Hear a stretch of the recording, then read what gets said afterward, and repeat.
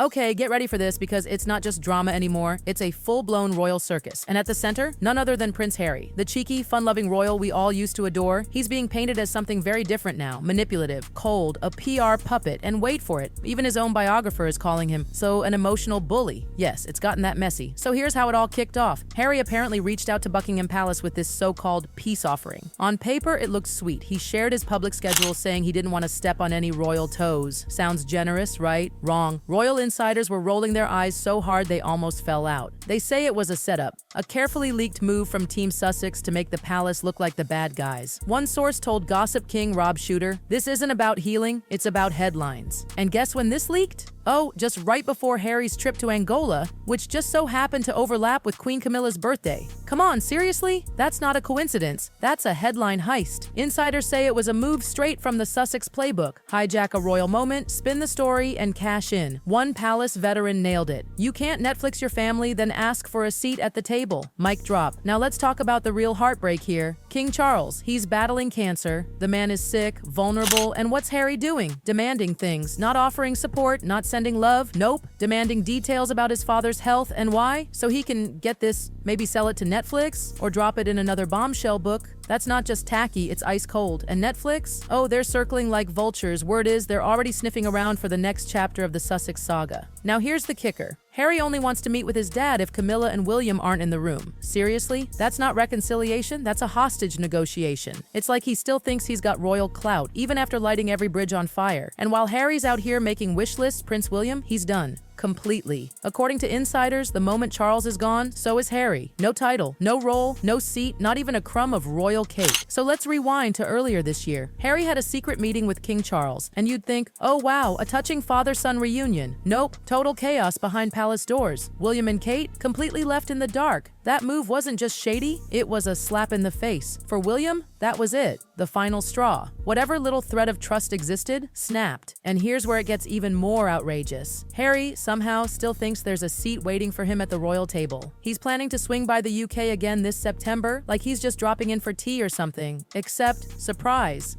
King Charles is booked and busy with a major state visit from Donald Trump at the same time. The palace? They're not clearing his schedule. They're not prepping a guest room. They're not even acknowledging him. Behind the scenes, it's ice cold. One royal aide even said, he's persona non grata. Brutal, but that's where it's at. Not now, not ever. And you know what's really tragic? It didn't have to end like this. There was once such love. Angela Levin, Harry's own biographer, remembers the old days. A sweet moment when Harry told Charles he was grateful, heartfelt, warm. That Harry, long gone, the guy we're seeing now, total stranger. Even Angela, who spent 15 months shadowing him, says she barely recognizes who he's become. She used to describe him as cheeky, warm, grateful. Now, entitled, bitter, hardened, and guess what? She points the finger at Meghan. Oh yeah, according to Angela, Meghan's been molding him like clay for 5 straight years. She's created an echo chamber where Harry hears only her voice. And that voice, not exactly whispering, forgive and forget. Angela says Harry used to have this soft core, sweet,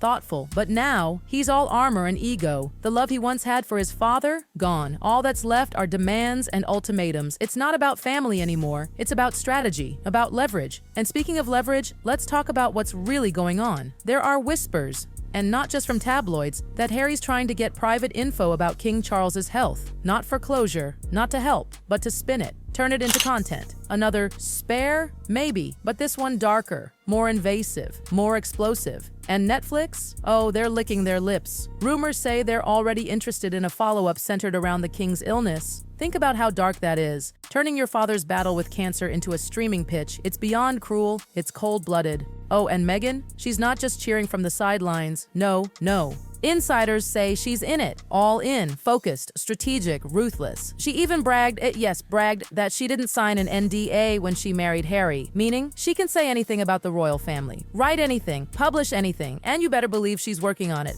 Word is Meghan's got a memoir in the works, her own version of royal life, and it's expected to be savage. Angela paints a chilling picture. Meghan controls everything in that household, the messaging, the decisions, who Harry talks to, even how he talks. And it's not just the royal side that's been cut off. Even Meghan's own mom, Doria, is apparently stepping back. Sick of the negativity, tired of the non-stop drama, Meghan's managed to burn bridges on both sides. Royals, relatives, insiders, everyone's out. And now, the thought of Spare 2.0, or as palace insiders mockingly call it, Spared 2, is terrifying. If the first book was explosive, the second could be nuclear. And here's what's really scaring the palace. They know how Harry operates now. One meeting, one letter, one smile, and boom, it's repackaged and sold as content. That's why King Charles hasn't made a move. It's not pride, it's protection. Every kind gesture could be twisted later. Let's talk about Prince William, because this guy isn't playing games anymore. Behind the scenes, he's drawn a line so firm, so final, there's no coming back from it. According to palace insiders, William's made his decision. Harry has no future in the monarchy, not a minor role, not even a symbolic one. No ceremonies, no birthday shout-outs, nothing. And this isn't about hurt feelings anymore, it's strategic. William isn't just the heir, he's the next king. And he's watching his father battle cancer, holding the weight of the monarchy, and realizing he can't afford to let Harry drag the crown into another Netflix special. The firm, as they call it, has always been about legacy, stability, dignity, and Harry, well, he's turned it into his personal content vault. What really broke the last shred of trust? That hush-hush meeting earlier this year between Harry and Charles. The one where William and Kate were totally excluded. They weren't told, not even a heads up. For them, that wasn't just rude, it was betrayal. And the moment Harry left that meeting, what happened? Oh, surprise, leaks, press stories, speculation, suspicion. It looked like a setup, not a step toward healing, and once again, the royals felt played. Sources close to the family say that if Charles, even for a moment, opens that door again, it'll be a disaster.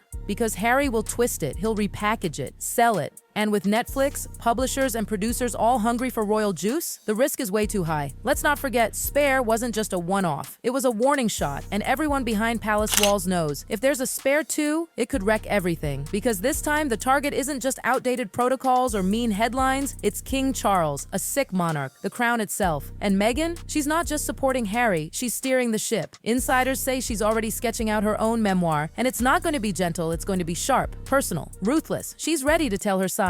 Her version, no filters, no NDA, just raw, strategic truth bombs. And let's be honest, the royal family knows exactly what that means. Because Meghan, she knows where the bruises are, she knows what makes headlines, she doesn't need to bend facts, she just needs to frame them, and she's good at that. Even Meghan's relationship with her own family is strained. Doria, her mom, the one person still standing by her through all this, even she's reportedly growing distant, fed up, the negativity, the tension, the endless spin. It's burning everyone out. And here's the thing, the royal family has seen this storm coming for a while. That's why they're not speaking, not reacting, not clapping back, because they know the game. Say anything and it becomes ammo. So their strategy? Starve the fire. No oxygen, no fuel. But that silence, it's not stopping Harry, not even close. He's still planning his next move, that September visit, hoping for a glimpse of his father, hoping for what? Closure? Content? It's hard to tell anymore. And Meghan? She's not making it easier. Her disdain for Kate Middleton is no secret, and it runs deep. From protocol clashes to icy stares, Meghan's never accepted being second to Kate. In fact, sources say she refused to even be in the same room as her during certain events. Why? Because she couldn't handle being outranked. It wasn't just rivalry, it was resentment. Meghan wanted to lead, not follow. And now, to even think about returning to royal life under Kate's shadow? Absolutely not. She's made that crystal clear. Meanwhile, their empire in the US is wobbling. The Netflix hype, fading, Spotify, cut them loose. Their reputation, bruised. The once polished Sussex brand is starting to look, well, messy and desperate. And Harry, he's trying to grip onto something that used to be his family, his past, his crown. But that world doesn't belong to him anymore. He left it, torched it, and now he's knocking on a door that won't be opened again. On a door that won't